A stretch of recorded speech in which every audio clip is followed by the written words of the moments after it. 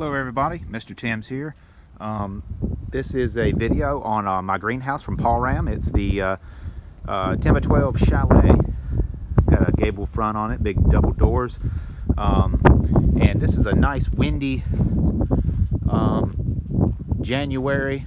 Temperature outside in the shade is it's probably below 30, somewhere like that. In the sun, I'm sure more. I've got a little thermometer on the outside, so you can see I've got all my tropical plants in there, and they are just as happy as can be. So let's go inside and I'll show you kind of what I have.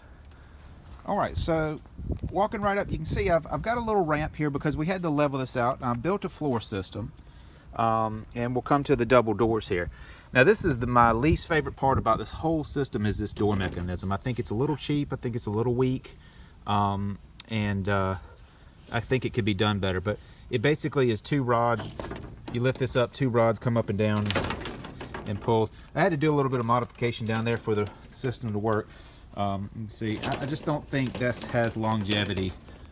So the other door, it does have magnets to snap back.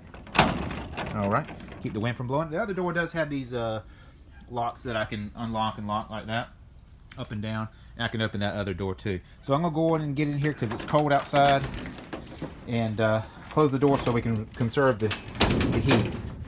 So once you get in, I can see I can close this down. I've really got to have this door pulled real good and locked.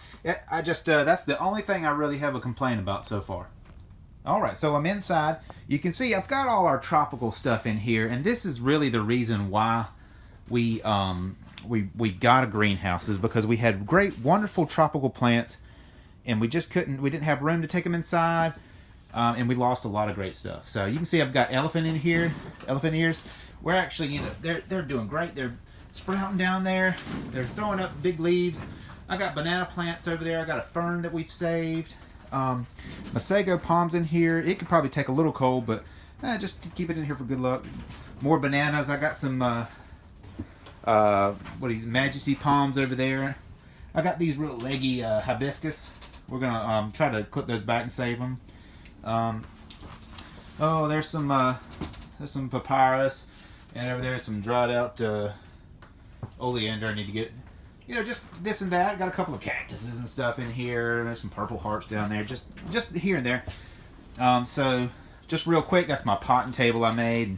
I got it just filled up with stuff right now, but I've got plans to just have loose potting soil down in here, especially when I start planting those plants, transplanting plants and stuff. So inside here, real quick, I've got some lights up here.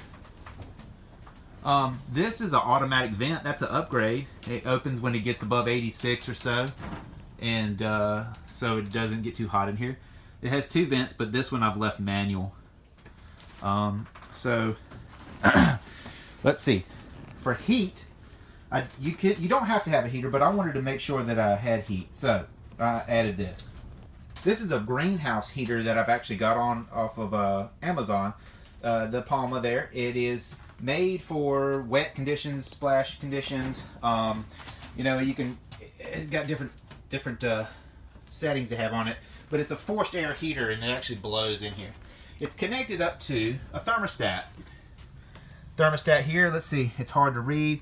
I can't see on with this, but it's actually 68, 67 degrees in here right now. The sun's really shining on it right now. So that is connected. It's got follow the cable down here, and I've got the end of this wire right here. That's where it gets its temperature from, and then it turns it on. And what that does is I'm able to set what temperature I want the heater to come on. So I have it at 37. When it comes on, it gets below 37, it'll come on. It'll run for a little while, force the air through here, and then keep my stuff from getting frost on it. That's all I want. Got water jugs sitting around because they give off heat slower. You know, I ran power in here for the lights, for the heater.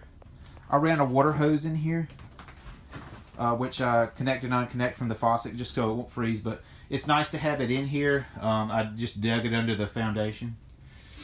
And so the foundation, what I've done is, let's see if I can find a point to show you. You can see over in the corner here, there's the dog out there. let's see here, I'll zoom in. So I went around and did a 4x6 foundation, and then put 4x4s down in the ground and concreted those in the ground, and screwed the base down. Yeah, so I screwed the base down to a nice solid 4x4 base all the way around, and then did this kind of deck in the middle to get everything up off the ground, make it drain, make it nice, and then I put landscape fabric down. Everything's nice and level in here. I love the floor, love the deck. It's easy to sweep out. So, the installation of this was it took about 2 days. It's a lot of nuts, it's a lot of bolts, it's a lot of patience, but it's easy. These panels are lighter than these. These have actually had snow on them already. We had a big snowstorm in December, which is weird for North Carolina, but we did. And they took a nice snow load. But they're UV protective, so your plants won't burn up. And I'm very, very happy with it. So if y'all got any questions or comments, let me know. But that's about it. That's the kind of quick overview. Y'all have a great one.